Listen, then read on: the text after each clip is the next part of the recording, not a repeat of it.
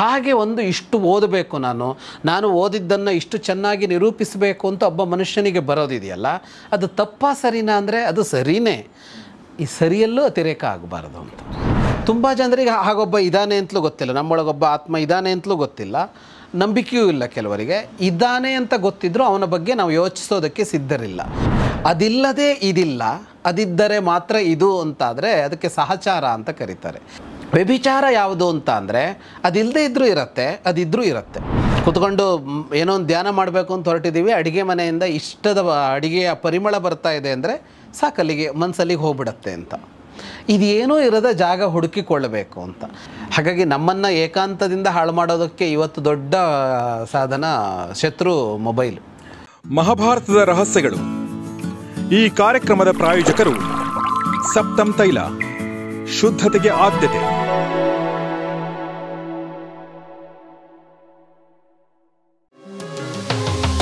ಈ ಕಾರ್ಯಕ್ರಮದ ಸಹ ಪ್ರಾಯೋಜಕರು CA Dayanand Bongale stock market training institute, Rajajinagar, Bengaluru.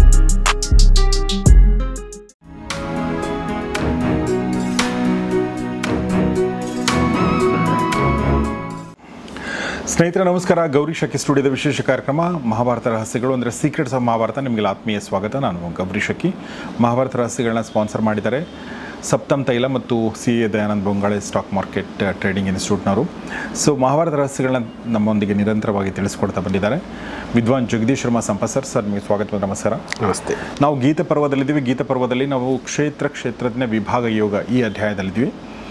ಕಳೆದ ಒಂದು 2-3 ಸಂಚಿಕೆಗಳಲ್ಲಿ ನಾವು ಕ್ಷೇತ್ರದನ್ನ ಅರ್ಥ ಮಾಡ್ಕೊಳ್ಬೇಕಾದ್ರೆ ಇರಬೇಕಾದ ಕ್ವಾಲಿಟಿಗಳ ಬಗ್ಗೆ, ಗುಣಗಳ ಬಗ್ಗೆ ಮಾತಾಡಿದ್ವಿ. ಕೆಲವೊಂದು ಬೆಚ್ಚಿ ಬೀಳಿಸುವಂಥ ಮಾತುಗಳು ಕೂಡ ನಾವು ಕೇಳಿದ್ವಿ. ಆದರೆ ಅದನ್ನು ಅರ್ಥ ಮಾಡಿಕೊಂಡ್ರೆ ಅದು ಬೆಚ್ಚಿ ಬೀಳಿಸುವಂಥದ್ದು ಏನೂ ಇಲ್ಲ ಅದರಲ್ಲಿ ಅನ್ನೋದು ಗೊತ್ತಾಗುತ್ತೆ. ಮೇಲ್ನೋಟಕ್ಕೆ ಒಂಥರ ಶಾಕ್ ಟ್ರೀಟ್ಮೆಂಟ್ ಅನಿಸುತ್ತೆ. ಹುಟ್ಟಿನಲ್ಲೂ ದೋಷ, ಸಾವಿನಲ್ಲೂ ದೋಷ ಅಂದರೆ ಇದು ಹೆಂಗೆ ಅನ್ನೋ ಮಾತು ಬರುತ್ತೆ. ಅದನ್ನೆಲ್ಲ ಸರ್ ತಿಳಿಸ್ಕೊಡ್ತಾಯಿದ್ರು. Sir next. ಹೌದು, ನೀವು ಅದನ್ನು ಭಾಳ ಚೆನ್ನಾಗಿ ಹೇಳಿದ್ರಿ.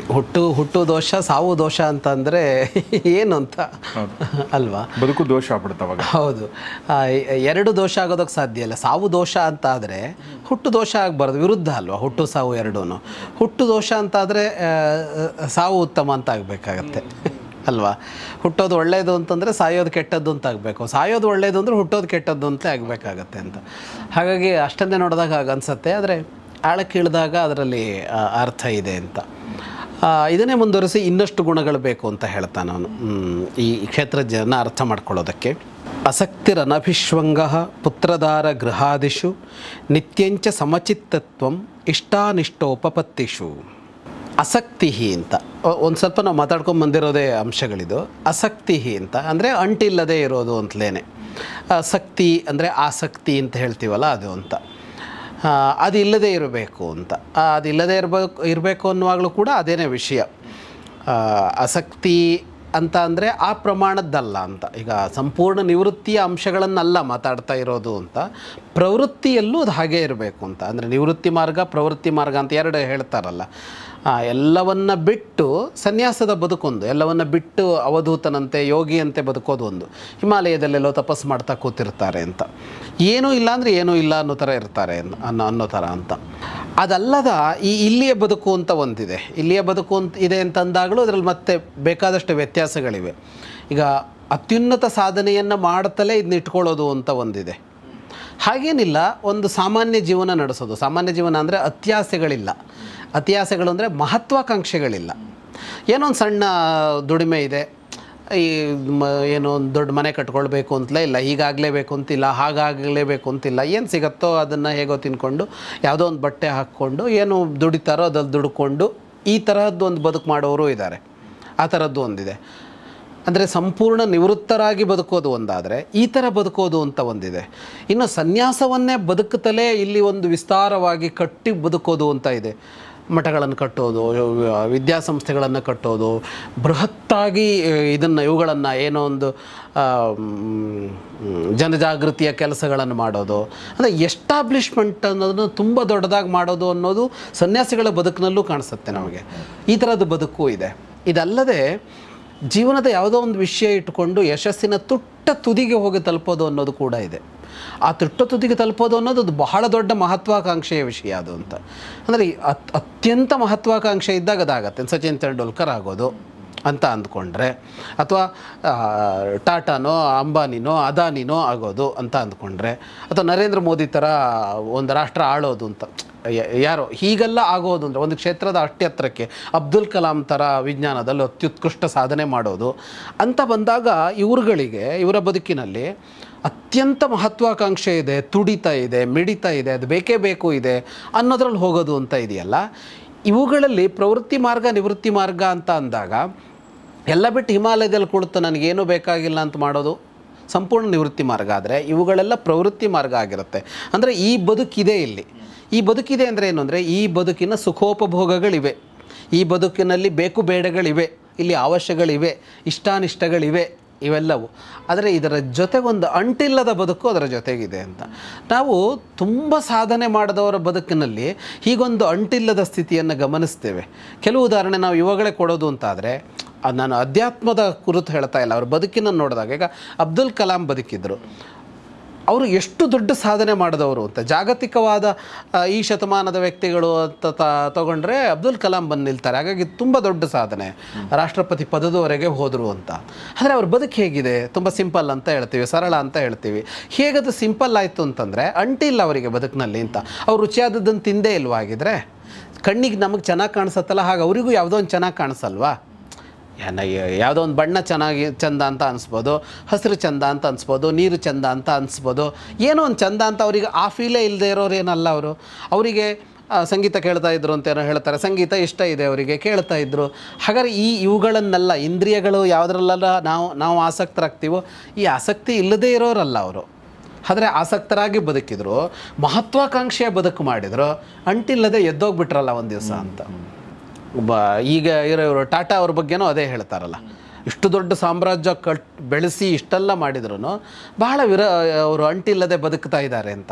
ಈ ತರಹ ಅತ್ಯುನ್ನತ ಸಾಧನೆಯನ್ನು ಮಾಡಿದ ಅತ್ಯಂತ ಯಶಸ್ವಿಯಾದ ವ್ಯಕ್ತಿಗಳು ಅಂದರೆ ಮಹಿಳೆಯರಲ್ಲ ಅಂತಲ್ಲ, ವ್ಯಕ್ತಿಗಳು ಈ ಥರ ಅಂಟಿಲ್ಲದೆ ಇರೋದು ಅಂತ ಇದೆ ಅಂತ. ಇದನ್ನು ಪ್ರವೃತ್ತಿ ಮಾರ್ಗ ಅಂತ ಕರಿಬೇಕು ಅಂತ.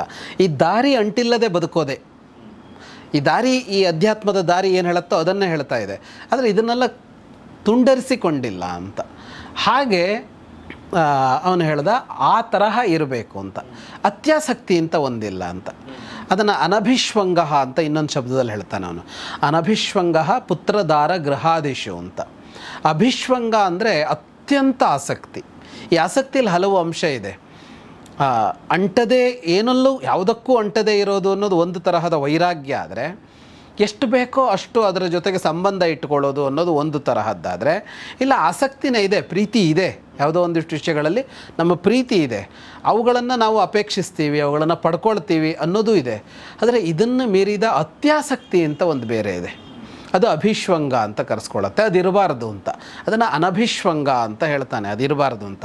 ಆ ಅಭಿಶ್ವಂಗ ಯಾವುದು ಅಂತ ಅಂದರೆ ಆಸಕ್ತಿಯ ಮುಂದಿನ ಅಂತ. ಅದಿಲ್ಲದೆ ಇದ್ದರೆ ಬದುಕೇ ಇಲ್ಲ ಅನ್ನುವ ಮಟ್ಟಕ್ಕೆ ಹೋಗುತ್ತಲ್ಲ ಅದು ಅಂತ. ಆ ಥರದ್ದು ಎಷ್ಟೋ ಇರುತ್ತೆ.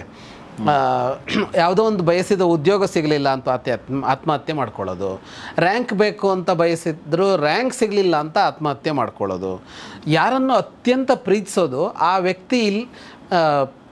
ವ್ಯಕ್ತಿ ಸಿಗಲಿಲ್ಲ ಅಂತಂದಾಗ ಬದುಕು ಮುಕ್ತಾಯ ಮಾಡ್ಕೊಳ್ಳೋದು, ಅಥವಾ ಯಾರನ್ನು ತುಂಬ ಅಭಿಮಾನಿಸೋದು, ಆ ವ್ಯಕ್ತಿ ಸತ್ತು ಕೂಡಲೇ ತಾನೂ ಆತ್ಮಹತ್ಯೆ ಮಾಡ್ಕೊಳ್ಳೋದು, ಅಥವಾ ಹಾರ್ಟ್ ಅಟ್ಯಾಕ್ ಆಗಿ ಹೋಗ್ಬಿಡೋದು ಅಂತೆಲ್ಲ ಬರುತ್ತಲ್ಲ.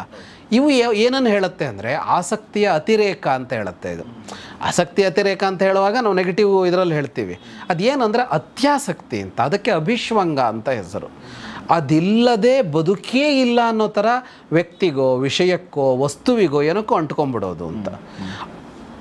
ಅದು ಕೆಡಕಿಗೆ ಅಲ್ಲ, ಈ ಸಾಧನೆಗೆ ಆಗಿರ್ಬೋದು. ಈಗ ರ್ಯಾಂಕ್ ಬರಲೇಬೇಕು, ರ್ಯಾಂಕ್ ಬರದೇ ಇದ್ರೆ ಒಬ್ಬ ಸಾಯ್ತಾನೆ ಅಂತ ಅಂದರೆ ಅದರ ಅರ್ಥ ಓದುವಿಕೆಯ ಬಗ್ಗೆ, ಅಂಕ ಪಡೆಯುವ ಬಗ್ಗೆ ಎಷ್ಟು ತುಡಿತಾ ಇದೆ ಆ ವ್ಯಕ್ತಿಯಲ್ಲಿ ಅಂತ.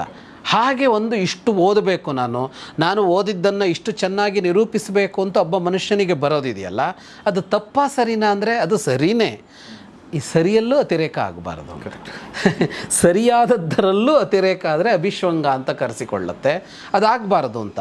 ಅದಕ್ಕೆ ಅವನು ಹೇಳುವಾಗ ಹೇಳ್ತಾನೆ, ಅನಭಿಶ್ವಂಗ ಪುತ್ರದಾರ ಗೃಹಾದಿಶು ಅಂತ. ಮಕ್ಕಳ ವಿಷಯದಲ್ಲಿ, ಸಂಗಾತಿಗೆ ವಿಷಯದಲ್ಲಿ, ಮನೆ ಇತ್ಯಾದಿಗಳ ವಿಷಯದಲ್ಲಿ, ಮನೆ ಇತ್ಯಾದಿಗಳು ಅಂದರೆ ಸಂಪತ್ತು, ಇವುಗಳಲ್ಲಿ ಅತ್ಯಾಸಕ್ತಿ ಬೇಡ ಅಂತ.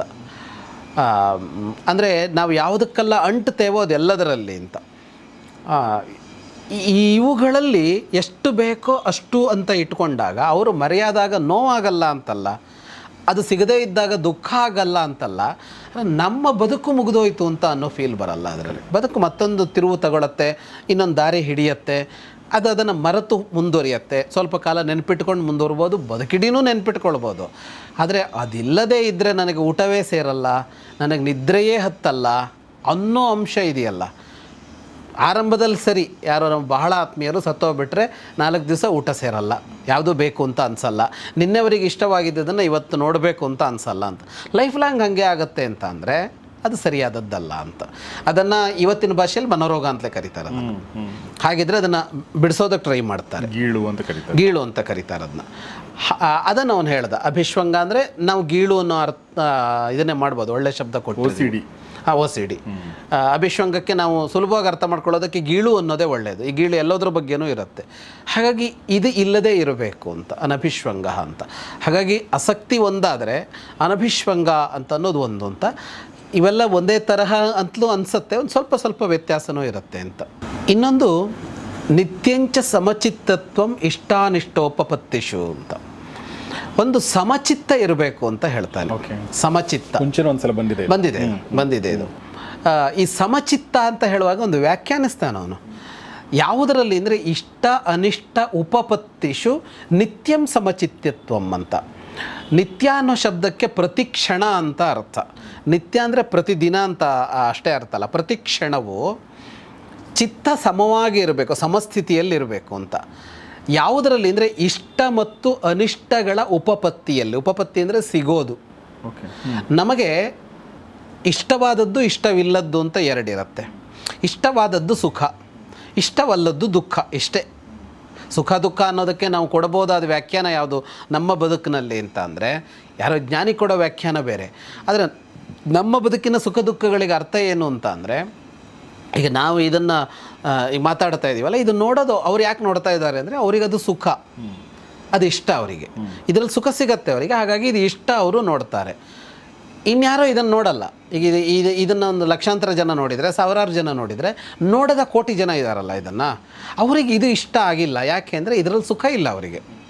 ಅವ್ರಿಗೆ ಇನ್ನೇನು ನೋಡೋದ್ರಲ್ಲೋ ಕೇಳೋದ್ರಲ್ಲೋ ಸುಖ ಇದ್ದಿರುತ್ತೆ ಅವರಿಗೆ ಅಂತ. ಈ ಇಷ್ಟ ಅನಿಷ್ಟ ಅನ್ನೋದು ಮತ್ತೆ ಎಲ್ಲಿ ಬಂದಿಲ್ಲತ್ತೆ ಅಂದರೆ ನಮ್ಮ ಬದುಕಿನ ವ್ಯಾಖ್ಯಾನ. ಅದು ಸಬ್ಜೆಕ್ಟಿವ್ ಆಗಿಬಿಡತ್ತೆ. ಒಬ್ಬನಿಗೆ ಕಾಫಿ ಇಷ್ಟ, ಒಬ್ಬನಿಗೆ ಟೀ ಇಷ್ಟ. ಕಾಫಿನಲ್ಲಿ ಟೀನಲ್ಲಿ ಏನೂ ಸಮಸ್ಯೆ ಇಲ್ಲ ಅಂತ ನಾನು ಹೇಳ್ತಾ ಇರೋದು. ಇಷ್ಟವಾಗುವಿಕೆ ಅನ್ನುವ ಗುಣ ಕಾಫಿಯಲ್ಲೂ ಇಲ್ಲ, ಟೀನಲ್ಲೂ ಇಲ್ಲ ಅಂತ. ಅದಿರೋದು ನಮ್ಮಲ್ಲೇ. ನನಗೆ ಅದಕ್ಕೇನೋ ಹೊಂದಿಕೆ ಆಗತ್ತೆ, ಅದು ಇಷ್ಟ ಆಗುತ್ತೆ. ನನಗೆ ಕಾಫಿ ರುಚಿಸುತ್ತೆ ಅಂದರೆ ನನಗೂ ಕಾಫಿಗೂ ಏನೋ ಒಂದು ಕನೆಕ್ಷನ್ ಏರ್ಪಡತ್ತೆ ಅಂತ. ವ್ಯಕ್ತಿಗಳ ವಿಷಯದಲ್ಲೂ ಹಾಗೇನೆ ಅಂತ. ಎಲ್ಲರನ್ನೂ ಪ್ರೀತಿಸೋಕ್ಕಾಗಲ್ಲ ಅಂತ. ಎಲ್ಲರೂ ಪ್ರೀತಿ ಅಂದರೆ ಸಂಗತಿಗಳ ಪ್ರೀತಿಯನ್ನು ಮಾತ್ರ ಹೇಳಲ್ಲ. ಈಗ ಅಣ್ಣ ತಮ್ಮ 4-5 ಜನ ಇದ್ದರೆ ಯಾರೋ 2 ಜನ ಕ್ಲೋಸ್ ಇರ್ತಾರೆ. ಒಬ್ಬ ಭಾಳ ಪ್ರೀತಿ ಇರುತ್ತೆ, ಒಂದು ತಮ್ಮನ ಮೇಲೆ ಭಾಳ ಪ್ರೀತಿ ಇರುತ್ತೆ, ಒಬ್ಬ ಅಣ್ಣನ ಮೇಲೆ ಭಾಳ ಪ್ರೀತಿ ಇರುತ್ತೆ. ತಂದೆ ತಾಯಿಗೂ ತಂದೆಗೊಂದು ಮಗುವಿನ ಮೇಲೆ ಜಾಸ್ತಿ ಪ್ರೀತಿ, ತಾಯಿಗೊಂದು ಮಗುವಿನ ಮೇಲೆ ಜಾಸ್ತಿ ಪ್ರೀತಿ. ಯಾಕೆ ಅನ್ನೋದಕ್ಕೆ ಅರ್ಥ ಇರಲ್ಲ. ಅವ್ನು ಚೆನ್ನಾಗಿದ್ದಾನೆ ಅದಕ್ಕೆ ಪ್ರೀತಿ, ಅವ್ನು ತುಂಬ ಬುದ್ಧಿವಂತ ನನ್ನ ಮಗ ಅದಕ್ಕೆ ಪ್ರೀತಿ, ಅವನು ತುಂಬ ದುಡ್ಡು ಮಾಡ್ದ ಅದಕ್ಕೆ ಪ್ರೀತಿ ಅಂತ ಬರಲ್ಲ. ಅದಕ್ಕೆ ಸಂಬಂಧನೇ ಇಲ್ಲ. ಅಥವಾ ಅವನಲ್ಲೊಂದು ಕೊರತೆ ಇದೆ ಅದಕ್ಕೆ ಪ್ರೀತಿ ಅಂತೇನೂ ಅಲ್ಲ. ಏನೋ ಒಂದು ಲಿಂಕ್ ಏರ್ಪಡುತ್ತೆ, ಅದು ಇಷ್ಟ ಅಂತ ಅನಿಸತ್ತೆ ಅಂತ. ಇದು ಪ್ರತಿಕ್ಷಣ ಆಗ್ತಾ ಇರುತ್ತೆ ಅಂತ ಕೃಷ್ಣ ಹೇಳೋದು. ನಿತ್ಯಂ ಇಷ್ಟಾನಿಷ್ಟ ಉಪಪತ್ತಿ ಅಂತ. ಪ್ರತಿ ಕ್ಷಣವೂ ಒಂದೋ ಇಷ್ಟವಾದದ್ದು ಸಿಗ್ತಾ ಇರುತ್ತೆ, ಇಲ್ಲ ಇಷ್ಟವಲ್ಲದ್ದು ಸಿಗ್ತಾ ಇರುತ್ತೆ. ಪ್ರತಿ ಕ್ಷಣವೂ ಹಾಗೆ ಆಗ್ತಾ ಇರುತ್ತೆ. ಇದರಲ್ಲಿ ಸಮಚಿತ್ತತೆ ಬೇಕು ಅಂತ ಹೇಳ್ತಾನೆ ಅವನು. ಸಮಸ್ಯೆ ಇರೋದೇ ಇಲ್ಲಿ. ಇದನ್ನು ಎಷ್ಟು ಸಲ ಹೇಳಿದ್ರು, ಎಷ್ಟು ಸಲ ಕೇಳಿದ್ರು, ಎಷ್ಟು ಥರ ಹೇಳಿದ್ರು, ಎಷ್ಟು ಜನ ಹೇಳಿದ್ರು, ನಮಗೆ ಅದು ಒಂದು ಏರಿಳಿತ ಇದ್ದೇ ಇರುತ್ತೆ. ಸಮಚಿತ್ತತೆ ಕಾಪಾಡೋದು ಕಷ್ಟ, ತುಂಬ ಕಷ್ಟ ಇದೆ. ರೆಸ್ಪಾನ್ಸ್ ಮಾಡದೆ ಹೋಗ್ಬೋದು, ಬಟ್ ನಮ್ಮೊಳಗಡೆ ಒಂದು ವಿಚಲಿತ ಅದನ್ನು ಮಾತಾಡಿದ್ವಲ್ಲ ಅದು ಹಾಗೆ ಆಗುತ್ತೆ. ಅದೇ ಅವನು ಕ್ರಿಯೆಗೆ ಹೇಳಲ್ಲ, ಅವನು ಅದಕ್ಕೆ ಚಿತ್ತಕ್ಕೆ ಹೇಳ್ತಾನೆ, ಅವನು ಮನಸ್ಸಿನಲ್ಲೇ ಅದು ಅಂತ. ಹೊರಗಡೆ ಒಂದು ಗಾಂಭೀರ್ಯ ಕಲ್ತ್ಕೊಂಡ್ರೆ, ಒಂದು ಸಂಸ್ಕಾರ ಕಲ್ತ್ಕೊಂಡ್ರೆ, ನಾವು ನಮಗೆ ಒಳಗಡೆ ಏನು ಅನ್ಸುತ್ತೋ ಅದನ್ನು ಹೇಳದೇ ಇರ್ತೀವಿ. ಇದನ್ನು ಮನುಷ್ಯ ಕಲ್ತ್ಕೊಂಡಿರ್ತಾನೆ. ಮನುಷ್ಯ ಒಳಗಡೆ ಅನಿಸಿದ್ದನ್ನೆಲ್ಲ ಹೊರಗಡೆ ಹಿಡ್ದೋ ಇರೋದನ್ನು ಕಲ್ತ್ಕೊಳ್ತಾನೆ ಅವನು. ಅದು ಸಂಸ್ಕಾರ ಅಂತ ಕರೆಯೋದು ನಾವು ಅದನ್ನು. ಅಂದರೆ ಭಾವಗಳನ್ನೆಲ್ಲ ಬಿಚ್ಚಿಡೋದಿಲ್ಲ ನಾವು. ಯಾವಾಗ ಇಡಬೇಕು, ಯಾರೆದುರಿಗಿಡಬೇಕು, ಹೇಗಿರಬೇಕು ಅಂತ. ಒಬ್ಬನೇ ಇದ್ದಾಗ ಬಟ್ಟೆ ಬಿಚ್ಕೊಂಡೇ ಇದ್ದಿರ್ಬೋದು ಅವನು, ಬಾತ್ರೂಮಲ್ಲಿ ಬಟ್ಟೆ ಬಿಚ್ಕೊಂಡೇ ಇರ್ತಾನೆ ಒಬ್ಬನೇ ಇದ್ದಾಗ. ಹೊರಗಡೆನೂ ಇರು ಅಂದರೆ ಇಲ್ಲ, ಹೊರಗಡೆ ಇರೋಲ್ಲ ಹಾಗೆ. ಹೊರಗಡೆನಲ್ಲೂ ಮನೆಯವರು ಮಾತ್ರ ಇದ್ದಾಗ ಯಾವ ಬಟ್ಟೆ, ಇನ್ಯಾರದೋ ಎದುರಿಗೆ ಹೋಗುವಾಗ ಯಾವ ಬಟ್ಟೆ, ಯಾವುದೋ ಮೀಟಿಂಗಿಗೆ ಹೋಗುವಾಗ ಯಾವ ಬಟ್ಟೆ, ಮದುವೆಗೆ ಹೋಗುವಾಗ ಯಾವ ಬಟ್ಟೆ ಅಂತ ಅವನಿಗೆ ಅಷ್ಟರಲ್ಲೂ ತನ್ನನ್ನು ತೋರಿಸಿಕೊಳ್ಳುವುದಕ್ಕೆ ಒಂದು ಮಟ್ಟ ಅಂತ ಇದೆ ಅಂತ. ಹಾಗಾಗಿ ಇದ್ದಿದ್ದ ಹಾಗೆ ಹೊರಗೆ ಅವನು ತೋರಿಸ್ಕೊಳ್ಳಲ್ಲ. ಹಾಗಾಗಿ ತೋರಿಸಿಕೊಳ್ಳದೆ ಇರಬಹುದು ನೀವು ಹೇಳಿದಾಗೆ, ಅಂದರೆ ಮನಸ್ಸಿಗೊಂದು ಆಗ್ತಲೇ ಇರುತ್ತೆ ಅದು.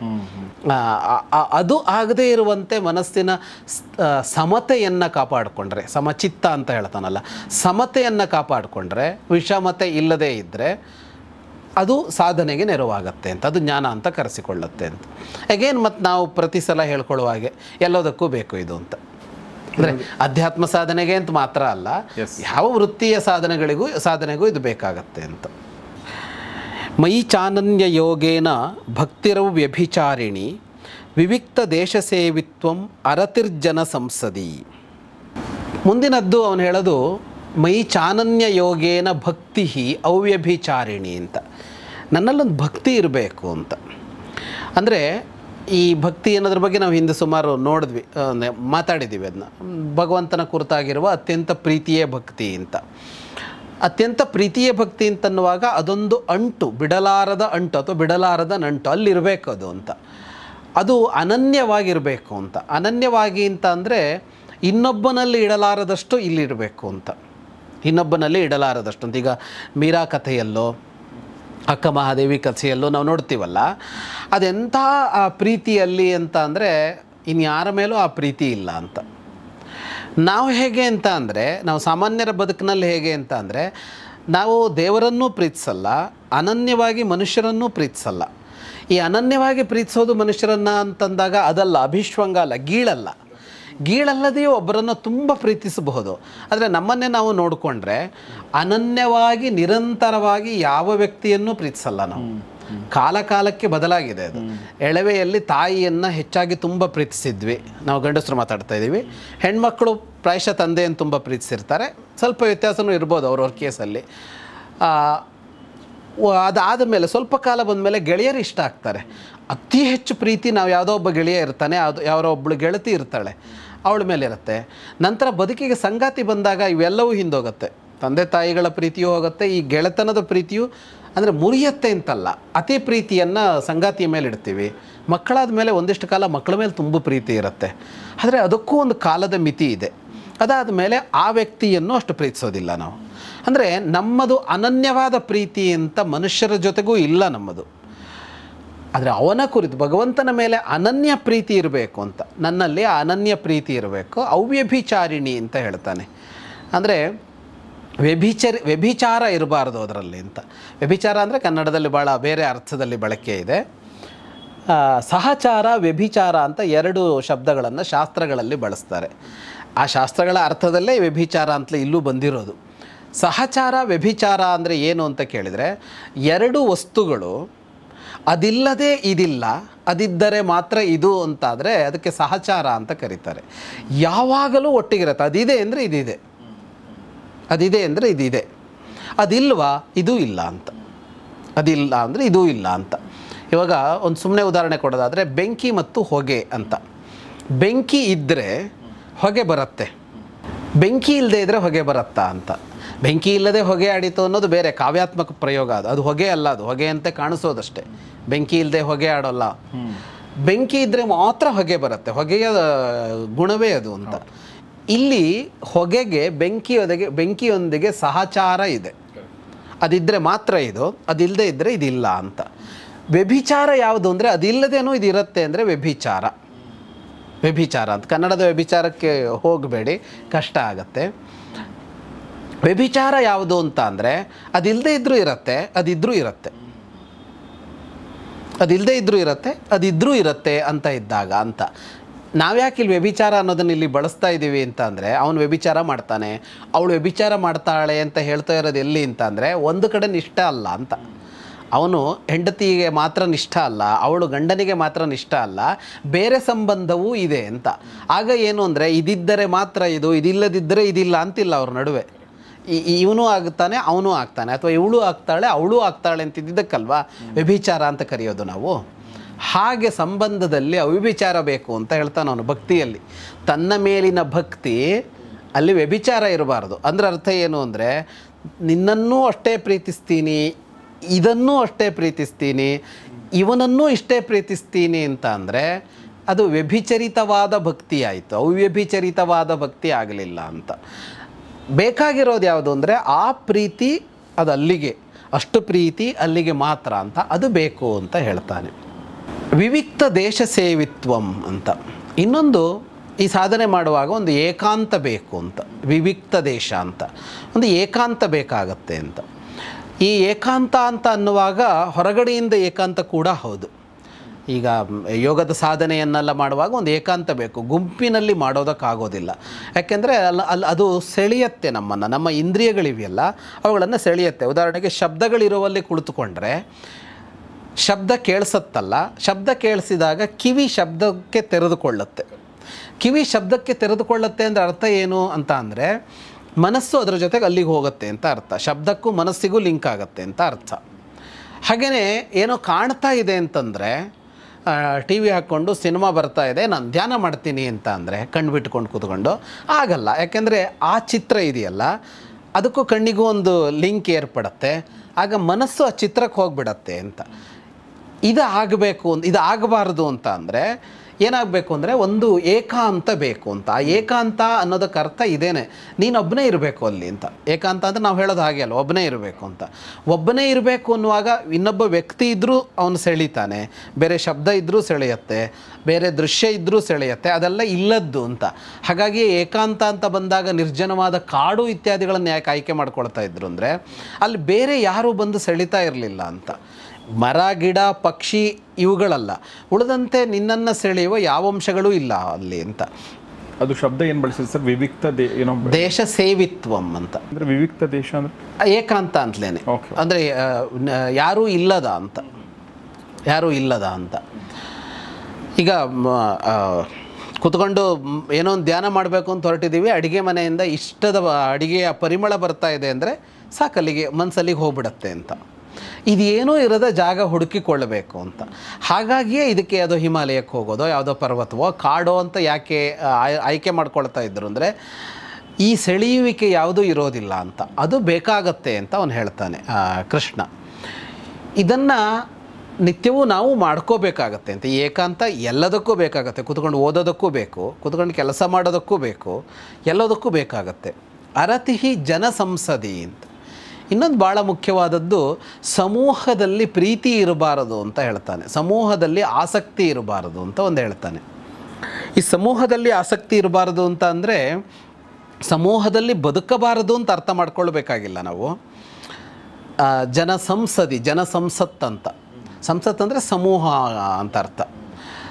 ಜನರ ಸಮೂಹ ಅಂತ ಏನಿದೆ, ಹಲವು ಜನರು ಎಲ್ಲಿರ್ತಾರೆ, ಆ ಹಲವರ ಜೊತೆಗೆ ಬದುಕುವುದೇ ಪ್ರತಿ ಕ್ಷಣವೂ ಆಗಿಬಿಟ್ರೆ ಇಂಥದ್ದೇನನ್ನು ಮಾಡೋದಕ್ಕಾಗೋದಿಲ್ಲ ಅಂತ. ನಾವು ಹೇಗಿರ್ತೇವೆ ಅಂದರೆ, ಸಾಮಾನ್ಯವಾಗಿ ನಾವು ಹೇಗಿರ್ತೇವೆ ಅಂದರೆ, ನಾವು ಜನರ ನಡುವೆಯೂ ಇರ್ತೇವೆ, ಏಕಾಂತವಾಗಿಯೂ ಇರ್ತೇವೆ. ಕೆಲವರಿಗೆ ಹೇಗಿರುತ್ತೆ ಅಂದರೆ, ಒಬ್ಬನೇ ಇರೋದಕ್ಕೆ ಬರೋದೇ ಇಲ್ಲ, ಯಾರಾದರೂ ಬೇಕೇ ಬೇಕು, ಇನ್ನೊಬ್ಬನಿಲ್ಲದೆ ಇರೋದಕ್ಕೆ ಆಗೋದಿಲ್ಲ ಅನ್ನೋ ಕಂಡೀಷನ್ ಇರುತ್ತೆ. ಎಲ್ಲಾದರೂ ಒಬ್ಬನೇ ಇರೋ ಸಂದರ್ಭ ಬಂದರೆ ಭಾಳ ಕಷ್ಟಪಡ್ತಾರೆ ಅವರು, ಭಾಳ ಕಷ್ಟಪಡ್ತಾರೆ ಅವರು ಅಂತ. ಅದಲ್ಲ ಅಂತ, ಒಬ್ಬನೇ ಇರೋದಕ್ಕೂ ಬರಬೇಕು, ಸಮೂಹದಲ್ಲಿ ಇರೋದಕ್ಕೂ ಬರಬೇಕು ಅಂತ. ಹಾಗಾಗಿ ಅದು ಯಾವಾಗ ಸಾಧ್ಯ ಆಗುತ್ತೆ ಅಂದರೆ, ಸಮೂಹವನ್ನೇ ಇಷ್ಟಪಡ್ತಾ ಇದ್ದರೆ ಏಕಾಂತ ಸಾಧ್ಯವೇ ಇಲ್ಲ, ಏಕಾಂಗಿಯಾಗಿ ಇರೋದಕ್ಕಾಗೋದೇ ಇಲ್ಲ ಅಂತ. ಅದರಿಂದ ಅವನು ಹೇಳ್ದ ಭಾಳ ಚೆನ್ನಾಗಿ, ಜನಸಂಸದಿ ಅರತಿಹಿ ಅಂತ ಹೇಳ್ದ. ಜನಸಂಸತ್ತಿನ ಬಗ್ಗೆ ಮೋಹ ಬೇಡ ಅಂತ. ಅಂದರೆ ಜನರ ನಡುವೆ ಇರಬೇಡ ಅಂತಲ್ಲ, ಜನರ ಜೊತೆ ಬದುಕಬೇಡ ಅಂತಲ್ಲ, ಒಬ್ಬನೇ ಬದುಕಿಬಿಡು, ಸಂಸಾರ ಕಟ್ಕೋಬೇಡ, ಯಾರನ್ನೂ ಹಚ್ಕೊಳ್ಬೇಡ ಅನ್ನೋ ಅರ್ಥ ಅಲ್ಲ ಅಂತ. ಅದರ ಬಗ್ಗೆ ಮೋಹ ಬೇಡ ನಿನಗೆ ಅಂತ, ಅಲ್ಲಿಂದ ಬಿಟ್ಟು ನೀನು ಈ ಕಡೆ ಬರೋದಕ್ಕೆ ಸಿದ್ಧನಾಗು ಅಂತ, ಅದು ಇರಲಿ ಅಂತ. ಅರತಿರ್ ಜನ ಸಂಸದಿ, ಇವಿಷ್ಟು ಕೂಡ ಆ ಜ್ಞಾನ ಅಂತ ಅವನು ಹೇಳ್ತಾನಲ್ಲ ಆ ಪಟ್ಟಿಗೆ ಸೇರ್ಕೊಳ್ಳುತ್ತೆ, ಸಾಧನೆಗೆ ಬೇಕಾದ ಪಟ್ಟಿಗೆ. ಇವತ್ತು ನಾವು ಇನ್ನೊಂದು ಸೇರಿಸ್ಬೇಕು ಅಂದರೆ ಏಕಾಂತದಲ್ಲೂ ಕೂಡ ಮೊಬೈಲು ಇಟ್ಕೊಬೇಡ ಅಂತ ತುಂಬಾ ಅಲ್ವಾ. ಮೊಬೈಲ್ ಇದ್ದರೆ ಅದು ಏಕಾಂತ ಅಲ್ವೇ ಅಲ್ಲ. ಹೌದು, ಮೊಬೈಲ್ ಇದ್ದರೆ ಇಡೀ ಸಮೂಹ ನಿಮ್ಮ ಜೊತೆಗಿದ್ದಂಗೆ. ಅಲ್ಲ, ಸಮೂಹಕ್ಕಿಂತ ಜಾಸ್ತಿ ಇದ್ದು ಬಿಡುತ್ತೆ ಇಲ್ಲಿ. ಯಾಕೆಂದ್ರೆ ಸಮೂಹದಲ್ಲಿ ಅಲ್ಲಿ ಎದುರಿಗೆ ಯಾರಿದಾನೋ ಅವ್ನು ಮಾತ್ರ ಸಿಗ್ತಾನೆ. ಇಲ್ಲಿ ಯಾರು ಎಲ್ಲಿರೋರು ಏನು ಬೇಕಾದ್ರೂ ಸಿಗ್ತಾರೆ, ಹಿಂದಿದ್ದವರು ಸಿಗ್ತಾರೆ, ಆಗಿ ಹೋದವರು ಸಿಗ್ತಾರೆ, ದೇಶದವರು ಎಲ್ಲಿನವರು ಸಿಗ್ತಾರೆ.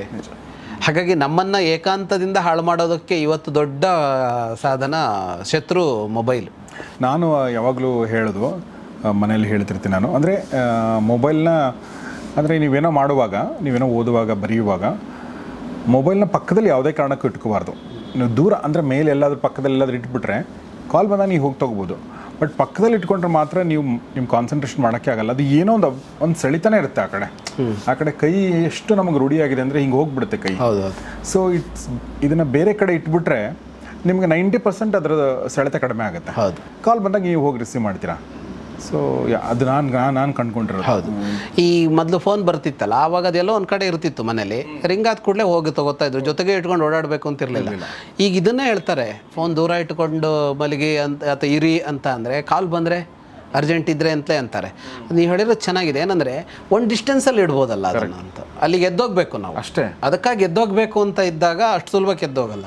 ಇದೇನಂದರೆ ಯಾವಾಗಲೂ ಅಂಟುಕೊಂಡೇ ಇರುತ್ತಲ್ಲ, ಅದು ಅಂಟುಕೊಂಡೇ ಇದ್ದಾಗ ಆಮೇಲೆ ಅರ್ಜೆಂಟ್ ವಿಷಯದ ಕಾಲೇ ಮಾಡ್ತಾರೆ. ಯಾರು ವಾಟ್ಸಪ್ಪಲ್ಲಿ ಚಾಟ್ ಮಾಡಲ್ಲ. ಚಾಟ್ ಮಾಡಿದ್ರು ನಾವು ಕಾಲ್ ಎತ್ತದೇ ಇದ್ರು ವಾಪಸ್ ಫೋನ್ ಮಾಡಿ ಹೇಳ್ತಾರೆ, ಮಾಡೇ ಮಾಡ್ತಾರೆ. ಹಾಗಾಗಿ ನೀವು ಭಯಪಡೋ ಅವಶ್ಯಕತೆ ಇಲ್ಲ. ಆಮೇಲೆ ಏನೋ ಆ ಥರದ್ದು ಇರಲ್ಲ ಆ್ಯಕ್ಚುಲಿ.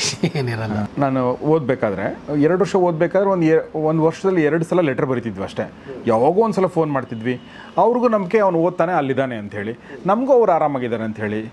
ಅದು ಏನೋ ಒಂದು ಅನವಶ್ಯಕ ದುಗುಡ ಶುರು ಆಗ್ಬಿಟ್ಟಿದೆ.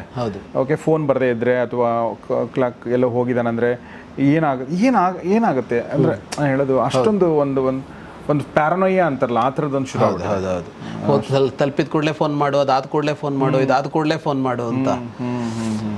ಅದೇನೂ ಆಗಲ್ಲ, ಖಂಡಿತವಾಗಿ ಬದಲಾದಂಥದ್ದು ಏನೂ ಆಗಲ್ಲ. ಆಮೇಲೆ ನಾವೇ ಒಂದು ತಿಂಗಳಲ್ಲಿ ಎಷ್ಟು ಅರ್ಜೆಂಟ್ ಕಾಲ್ ಬಂದಿದೆ ಅಂತ ನೋಡಿದರೆ, ಹಾಗೆ ಅರ್ಜೆಂಟ್ ಕಾಲ್ ಏನು ಬರಲ್ಲ. ಅದು ಅರ್ಜೆಂಟ್ ಕಾಲ್ ಅಂತ ನಾನು ಹೇಳೋದು, 1 ಗಂಟೆ ಅಟೆಂಡ್ ಮಾಡಿಲ್ಲ ಆ ಕಾಲನ್ನು ಅಂದರೆ ಏನು ಮುಳುಗೋಗೋಂಥ ಕಾಲು ಒಂದು ತಿಂಗಳಲ್ಲಿ ಬಂದಿರುತ್ತೆ ಅಂತಿಲ್ಲ. ಅಥವಾ ಅರ್ಧ ದಿವಸ ಬಿಟ್ಟು ಅಟೆಂಡ್ ಮಾಡಿದ್ರು ನಡೆದಿರುತ್ತೆ ಅನ್ನೋ ಕಾಲ್ಗಳು ಇರುತ್ತೆ, ಬಿಟ್ಟರೆ ಇಲ್ಲವೇ ಇಲ್ಲ. ಈಗಲೇ ಅಟೆಂಡ್ ಮಾಡಬೇಕು ಅನ್ನೋ ಕಾಲ್ ಎಷ್ಟು ಬರುತ್ತೆ ನಮಗೆ? ತುಂಬ ಕಡಿಮೆ ಇರುತ್ತೆ, ತುಂಬ ಕಡಿಮೆ. ಕಾಲ್ಗಳು ಬರದೆ ನಿಮಗೆ ಅಂದರೆ ಎಲ್ಲರೂ ವಾಟ್ಸಪ್ಪಲ್ಲೇ ಮೆಸೇಜ್ ಮಾಡ್ತಾರೆ. ಹೌದು, ಅಂದರೆ ಅದು ನಿಮಗೆ ನೀವು ಫ್ರೀದಾಗ ನೋಡಿ ಅಂತಲೇ ಅದರ ಅರ್ಥನೇ ಅದು. ಹಾಗಾಗಿ ಕಾಲು ಕಡಿಮೆ ಆಗಿದೆ ಇವಾಗ ವಾಸ್ತವವಾಗಿ. ಆ ಥರ ಕಾಲ್ಗಳು ಕಡಿಮೆ ಆಗಿರೋದು ಯಾಕೆ ಅಂದರೆ ಅದು ಅರ್ಜೆನ್ಸಿ ಅಲ್ಲ ಅಂತ ಅದು ಅಂತ. ಹಾಗಾಗಿ ಅದು ಎಲ್ಲರ ತಲೆಯಲ್ಲಿ ಅದೊಂದು ಕೂತಿದೆ, ಇದು ಅಂತ ಏನು ಫೋನ್ ಬರುತ್ತಲ್ಲ ಅದೇ ಕಾರಣಕ್ಕೆ ಅಂತ. ಅದ್ರ ಜೊತೆಗಿದ್ಬಿಟ್ರೆ ಮುಗೀತು, ಇದೇನು ಕತೆ ಇಲ್ಲ. ಏನು ಮಾಡೋಕ್ಕಾಗಲ್ಲ ಅಂದರೆ ಏನು ಮಾಡೋಕ್ಕಾಗಲ್ಲ. ಅದು ಈಗೊಂದು ಸಲ ವಾಟ್ಸಪ್ ನೋಡೋಣ ಅನ್ಸತ್ತೆ, ಅದಾದಮೇಲೆ ಇನ್ಸ್ಟಾಗ್ರಾಮ್ ನೋಡೋಣ ಅನ್ಸತ್ತೆ, ಫೇಸ್ಬುಕ್ ನೋಡೋಣ ಅಂತ ಅನ್ಸತ್ತೆ, ಎಕ್ಸ್ ನೋಡೋಣ ಅಂತ ಅನ್ಸತ್ತೆ, ಹಂಗೆ ಒಂದು ಸಲ ನ್ಯೂಸ್ ನೋಡ್ಕೊಂಬರೋಣ ಅಂತ ಅನ್ಸುತ್ತೆ. ಆದರೆ ಜಗತ್ತಲ್ಲಿ ನಡೀತಾ ಇರೋದಕ್ಕೆಲ್ಲ ನಾನೇನೋ ಮಾಡಬೇಕೇನೋ ಪ್ರತಿಕ್ಷಣ ಅಂತ. ಒಂದು ತಿಂಗಳು ಫೋನ್ ಆ ಕಡೆ ಅಂದರೆ ಎಲ್ಲೋ ಇಟ್ಟು ಬದುಕೊಂಡ್ರೆ ಗೊತ್ತಾಗುತ್ತೆ, ನಿನ್ನನ್ನು ಯಾರೂ ಜಗತ್ತಿನಲ್ಲಿ ಅಪೇಕ್ಷೆ ಪಡ್ತಾ ಇಲ್ಲ, ಅವರೊಟ್ಟಕ್ಕೆ ಅವ್ರು ಆರಾಮಿದ್ದಾರೆ, ನೀನಷ್ಟಕ್ಕೆ ನೀನು ಅಷ್ಟೇನೆ ಅಂತ.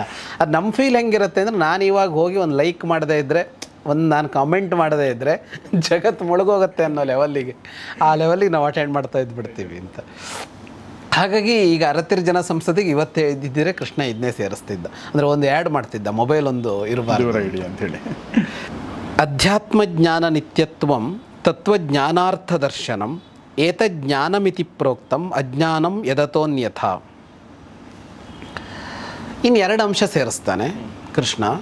ಒಂದು ಅಧ್ಯಾತ್ಮ ಜ್ಞಾನ ನಿತ್ಯತ್ವ ಅಂತ ಹೇಳ್ತಾನೆ. ಅಧ್ಯಾತ್ಮ ಅಂತಂದರೆ ಆತ್ಮನಿಗೆ ಸಂಬಂಧಿಸಿದ್ದು ಅಂತ ಅರ್ಥ. ನಾವು ಹಿಂದೂ ಅದನ್ನು ಮಾತಾಡ್ಕೊಂಡಿದ್ದೀವಿ. ಅಧ್ಯಾತ್ಮ ಅಂದರೆ ಬೇರೆ ಏನೂ ಅಲ್ಲ. ಅಂದರೆ ಇವಾಗ ದೈಹಿಕ ಅಂತ ಅಂದರೆ ದೇಹಕ್ಕೆ ಸಂಬಂಧಪಟ್ಟಿದ್ದು, ಮಾನಸಿಕ ಅಂದರೆ ಮನಸ್ಸಿಗೆ ಸಂಬಂಧಪಟ್ಟಿದ್ದು ಅಂತ ಹೇಳುವಾಗ ಅಧ್ಯಾತ್ಮ ಅಂದರೆ ಆತ್ಮನಿಗೆ ಸಂಬಂಧಪಟ್ಟಿದ್ದು ಅಂತ ಅಷ್ಟೇ. ಅಧ್ಯಾತ್ಮ ಅಂದರೆ ಅಧ್ಯಾತ್ಮ ಜ್ಞಾನದಲ್ಲಿ ಒಂದು ನಿತ್ಯತೆ ಇರಬೇಕು ಅಂತ ಹೇಳ್ತಾನೆ. ಅಂದರೆ ಆತ್ಮದ ಕುರಿತು ಚಿಂತನೆ ಮಾಡೋಲ್ಲ ನಾವು ಹೇಗೆ ಅಂತ ಅಂದರೆ, ದೇಹದ ಕುರಿತು ಚಿಂತನೆ ಮಾಡ್ತೇವೆ, ಮನಸ್ಸಿನ ಕುರಿತು ಚಿಂತನೆ ಮಾಡ್ತೇವೆ, ಆತ್ಮದ ಕುರಿತು ಚಿಂತನೆ ಮಾಡೋದೇ ಇಲ್ಲ. ಅವ್ನು ನೆನಪಾಗೋದು ಇಲ್ಲ ನಮಗೆ. ತುಂಬ ಜನರಿಗೆ ಹಾಗೊಬ್ಬ ಇದ್ದಾನೆ ಅಂತಲೂ ಗೊತ್ತಿಲ್ಲ, ನಮ್ಮೊಳಗೊಬ್ಬ ಆತ್ಮ ಇದ್ದಾನೆ ಅಂತಲೂ ಗೊತ್ತಿಲ್ಲ, ನಂಬಿಕೆಯೂ ಇಲ್ಲ. ಕೆಲವರಿಗೆ ಇದ್ದಾನೆ ಅಂತ ಗೊತ್ತಿದ್ದರೂ ಅವನ ಬಗ್ಗೆ ನಾವು ಯೋಚಿಸೋದಕ್ಕೆ ಸಿದ್ಧರಿಲ್ಲ. ನಾವು ಕೈ, ಕಾಲು, ಮನಸ್ಸು ಇದ್ರ ಬಗ್ಗೆನೇ ಯೋಚಿಸ್ಕೊಂಡು ಬದುಕ್ತಾ ಇರ್ತೀವಿ. ನಾವು ಅವನ ಬಗ್ಗೆ ಯೋಚನೆ ಇಲ್ಲ ನಮಗೆ. ಆದರೆ ಆ ಯೋಚನೆ ಬೇಕು ಅಂತ. ಆತ್ಮದ ಕುರಿತು ಅಥವಾ ಆತ್ಮನ ಕುರಿತು ನಿತ್ಯ ಯೋಚನೆ ಬೇಕು ಅಂತ. ನಿತ್ಯ ಅನ್ನುವಾಗ ಕ್ಷಣ, ಪ್ರತಿದಿನ, ಪ್ರತಿ ವಾರ, ಪ್ರತಿ ಮಾಸ ಎಲ್ಲ ಬರುತ್ತೆ ಅಂತ. ಅಂದರೆ ನಮ್ಮ ಬದುಕಿನಲ್ಲಿ, ನಮ್ಮ ದೈನಂದಿನ ಬದುಕಿನಲ್ಲಿ ಈ ಆತ್ಮದ ಕುರಿತಾದ ಚಿಂತನೆಯೂ ಒಂದಾಗಿ ಸೇರಿರಬೇಕು ಅಂತ. ಅದು ಇಲ್ಲದೆ ಇರೋದಾಗಿದೆ ಈಗ. ಆ ಚಿಂತನೆಯೇ ಇಲ್ಲದೇ ಇದ್ದರೆ ಸಾಧನೆ ಅನ್ನೋದು ಹುಟ್ಟೋದಕ್ಕೆ ಸಾಧ್ಯವೇ ಇಲ್ಲ. ಯಾಕೆಂದರೆ ಯಾವುದನ್ನು ನಾವು ಗಟ್ಟಿಯಾಗಿ ಸಾಧನೆ ಮಾಡಿ ಯಶಸ್ಸು ಪಡಿತೀವಿ ಅಂತಂದರೆ, ಯಾವುದು ಪದೇ ಪದೇ ನಮ್ಮ ಮನಸ್ಸಿನಲ್ಲಿ ಓಡ್ತಾ ಇರುತ್ತೋ ಅದನ್ನೇ ಸಾಧನೆ ಮಾಡ್ತೀವಿ ನಾವು. ಇಲ್ಲ ಅಂದರೆ ಅಲ್ಲಿ ಆ ಕೆಲಸ ಮಾಡೋದೇ ಇಲ್ಲ ನಾವು ಅಂತ. ಹಾಗಾಗಿ ಅದು ಬೇಕೇ ಬೇಕು ಸಾಧನೆಗೆ ಹೊರಟವನಿಗೆ. ತತ್ವಜ್ಞಾನಾರ್ಥ ದರ್ಶನಂ ಅಂತ. ಇನ್ನೊಂದು, ಈ ತತ್ವಜ್ಞಾನ ಇದೆಯಲ್ಲ ಅದರ ಅರ್ಥ ಅಂತ. ತತ್ವಜ್ಞಾನ ಅಂದರೆ ಕ್ಷೇತ್ರಜ್ಞನ ಕುರಿತಾದ ಜ್ಞಾನ, ಭಗವಂತನ ಕುರಿತಾದ ಜ್ಞಾನ. ಅದರ ಅರ್ಥ ಅಂದರೆ ಅದರ ಪ್ರಯೋಜನ, ಇದರ ಅರಿವಿನಿಂದ ನಾವೇನು ಪಡೆದುಕೊಳ್ತೀವೋ ಅದು. ಈ ಜ್ಞಾನ ಪಡ್ಕೊಂಡ್ರೆ ಅದರಿಂದ ಏನು ಸಿಗತ್ತೆ ಅಂದರೆ ಮೋಕ್ಷ ಸಿಗತ್ತೆ ಅಂತ ಹೇಳ್ತೀವಲ್ಲ, ಅದು ಅದರ ದರ್ಶನಂ ಅಂತ, ಅದರ ಅನುಸಂಧಾನ ಅಂತ. ಆತ್ಮದ ಕುರಿತಾದ ಚಿಂತನೆ ಮತ್ತು ಆತ್ಮದ ಕುರಿತಾದ ಅರಿವನ್ನು ಪಡೆದಾಗ ಏನು ಸಿಗುತ್ತೋ ನಮಗೆ, ಅದರ ಒಂದು ಅನುಸಂಧಾನ, ಇದೆರಡೂ ಸೇರಿರಬೇಕು ಅಂತ. ಇವೆರಡು ಮುಖ್ಯವಾದದ್ದೇ. ಉಳಿದಿದ್ದೆಲ್ಲ ನಾವು ಇವೆರಡನ್ನು ಬಿಟ್ಟು ಮಾತಾಡ್ಕೊಂಬಂದಿರೋದೆಲ್ಲ ಎಲ್ಲದಕ್ಕೂ ಬೇಕು ಬದುಕಿನಲ್ಲಿ.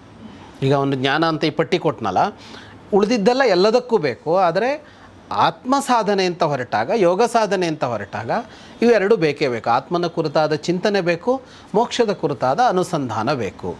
ಇಷ್ಟು ಹೇಳಿ ಏತಜ್ಞಾನಮಿತಿ ಪ್ರೋಕ್ತಂ, ಇವಿಷ್ಟನ್ನು ಜ್ಞಾನ ಅಂತ ಕರೀತಾರೆ. ಅಜ್ಞಾನಂ ಯದತೋನ್ಯಥ, ಇದಲ್ಲದೆ ಇರೋದೆಲ್ಲ ಅಜ್ಞಾನ ಅಂತ ಕರೀತಾನೆ. ಅಜ್ಞಾನ ಅಂತ ಅಂದಾಗ ಹೊರಗಡೆ ಬೇರೆ ಬೇರೆ ಅರ್ಥಗಳಲ್ಲಿದೆ. ಇವತ್ತು ನಾವು ಅಕ್ಷರ ಜ್ಞಾನ ಇಲ್ಲದೆ ಇದ್ದರೆ ಅಜ್ಞಾನ ಅಂತ ಕರಿತೀವಿ, ಸಾಕ್ಷರರಾದರೆ ಜ್ಞಾನ ಅಂತ ಕರಿತಾ ಇದ್ದೀವಿ. ಒಂದಿಷ್ಟು ಕಾಲದ ಹಿಂದೆ ನಮ್ಮ ಪ್ರಕಾರ ಅವರೆಲ್ಲ ಅಜ್ಞಾನಿಗಳು, ಅಕ್ಷರ ಬರದೇ ಇದ್ದವರು ಅಂತ. ಆದರೆ ಅವರು ಅಜ್ಞಾನಿಗಳೇನೂ ಆಗಿರ್ತಾ ಇರಲಿಲ್ಲ, ಅಕ್ಷರ ಬರ್ತಾ ಇರಲಿಲ್ಲ ಅಷ್ಟೇ, ಅಕ್ಷರ ಬೇಕಾಗೇ ಇರಲಿಲ್ಲ ಬದುಕಿಗೆ ಅಂತ. ಜ್ಞಾನಿಗಳಾಗಿರ್ತಾ ಇದ್ರು ಅವರು. ಜ್ಞಾನಿಗಳಾಗಿ ಯಾವುದೇ ಕ್ಷೇತ್ರದ ಜ್ಞಾನ ನಾನು ಹೇಳ್ತಾ ಇರೋದು, ಒಂದು ಕ್ಷೇತ್ರದ ಅರಿವಿರುವವರು ಅಥವಾ ಅಧ್ಯಾತ್ಮದ ಅರಿವಿವರಿಗೂ ಅಕ್ಷರ ಬಂದಿರ್ತಿತ್ತು ಅಂತಿಲ್ಲ. ತತ್ವಪದಗಳನ್ನು ಬರೆದಿರೋರೆಲ್ಲ ಅಕ್ಷರ ಜ್ಞಾನಿಗಳಾಗಿರ್ತಾರೆ ಅಂತೂ ಹೇಳೋದಕ್ಕೆ ಸಾಧ್ಯ ಇಲ್ಲ ಅಂತ. ಹಾಗೆ ಇರ್ತಾ ಇದ್ರು. ಅಕ್ಷರ ಜ್ಞಾನ ಮುಖ್ಯ ಆಗಿರಲಿಲ್ಲ ಅವರಿಗೆ. ಇದಲ್ಲ, ಇಲ್ಲಿ ಜ್ಞಾನ ಅಂತ ಹೇಳುವಾಗ ಅವನು ಈ ಎಲ್ಲ ಅಂಶಗಳನ್ನು ಹೇಳಿ ಇದಿಲ್ಲದೇ ಇರೋದು ಅಜ್ಞಾನ ಅಂತ ಕರೀತಾನೆ. ಅದರ ಅರ್ಥ ಈ ಗುಣಗಳಿಲ್ಲದೇ ಇರೋದು ಅಜ್ಞಾನ ಅಂತ. ಇಲ್ಲಿ ಕೊಟ್ಟಿರೋದೆಲ್ಲ ಅವನು ಒಂದು ದೋಷವನ್ನು ಹೇಳಿ ಅದಕ್ಕೆ ವಿರುದ್ಧವಾದದ್ದನ್ನೇ ಹೇಳ್ಕೊಂಡು ಹೋಗಿದ್ದಾನೆ ಅವನು. ಅಮಾನಿತ್ವಂ ಅದಂಬಿತ್ವಂ ಅಂತ ಹೇಳಿ ಇದು ಜ್ಞಾನ, ಇದು ಅಜ್ಞಾನ ಅಂತ ಒಂದು ಪಟ್ಟಿ ಮಾಡಿ, ಈ ಜ್ಞಾನ ಇದ್ದರೆ ಇದು ಕ್ಷೇತ್ರಜ್ಞನ ಬಳಿಗೆ ಕರೆದುಕೊಂಡು ಹೋಗುತ್ತೆ ಅಂತ ನಿಲ್ಲಿಸ್ತಾನೆ. ಸೊ ಕ್ಷೇತ್ರಜ್ಞ ವಿಭಾಗ ಯೋಗದ ಮತ್ತೊಂದು ಸಂಚಿಕೆಯನ್ನು ನೋಡಿದ್ವಿ. ಇನ್ನಷ್ಟು ವಿಸ್ತೃತವಾಗಿ ಆಳವಾಗಿ ವಿಷಯಗಳನ್ನ ತಿಳಿಸ್ಕೊಟ್ರು ವಿದ್ವಾನ್ ಜಗದೀಶ್ ಶರ್ಮಾ ಸಂಪತ್ ಸರ್ ತುಂಬ ಧನ್ಯವಾದ ನಿಮಗೆ. Thank you very much. ಈ ಅಧ್ಯಾಯದ ಕುರಿತಾಗಿ ಏನಾದರೂ ಪ್ರಶ್ನೆಗಳಿದ್ದರೆ ಅದನ್ನು ಕಮೆಂಟ್ ಬಾಕ್ಸಲ್ಲಿ ತಿಳಿಸಿ, ಮತ್ತು ಅನಿಸಿಕೆಗಳನ್ನ ಕೂಡ ಕಮೆಂಟ್ ಬಾಕ್ಸಲ್ಲಿ ತಿಳಿಸಿ ಅಂತ ಹೇಳ್ತಾ ಈ ಕಾರ್ಯಕ್ರಮ ಮುಗಿಸ್ತಾ ಇದ್ದೀನಿ. ಪ್ರಶ್ನೆಗಳಿದ್ದರೆ ಅದನ್ನು ಕಮೆಂಟ್ ಬಾಕ್ಸಲ್ಲಿ ಹಾಕಿ, ಯಾಕಂದರೆ 300ನೇ ಎಪಿಸೋಡ್ ಬರ್ತಾ ಇದೆ. 300ನೇ ಎಪಿಸೋಡ್ ವಿಶೇಷ ಸಂಚಿಕೆಯಲ್ಲಿ ನಾವು ಒಂದಷ್ಟು ನಿಮ್ಮ ಪ್ರಶ್ನೆಗಳನ್ನ ಇಟ್ಕೊಂಡು ನಾವು ಸಂಚಿಕೆಗಳನ್ನ ಮಾಡ್ತೀವಿ. ನೋಡ್ತಾರೆ ಗೌರೀಶ್ ಸ್ಟುಡಿಯೋ, ನೋಡ್ತಾರೆ ಮಹಾಭಾರತ ರಹಸ್ಯಗಳು, ಅಂದರೆ ಸೀಕ್ರೆಟ್ಸ್ ಆಫ್ ಮಹಾಭಾರತ. ನಮಸ್ಕಾರ. ಮಹಾಭಾರತದ ರಹಸ್ಯಗಳು ಈ ಕಾರ್ಯಕ್ರಮದ ಪ್ರಾಯೋಜಕರು ಸಪ್ತಮ್ ತೈಲ, ಶುದ್ಧತೆಗೆ ಆದ್ಯತೆ.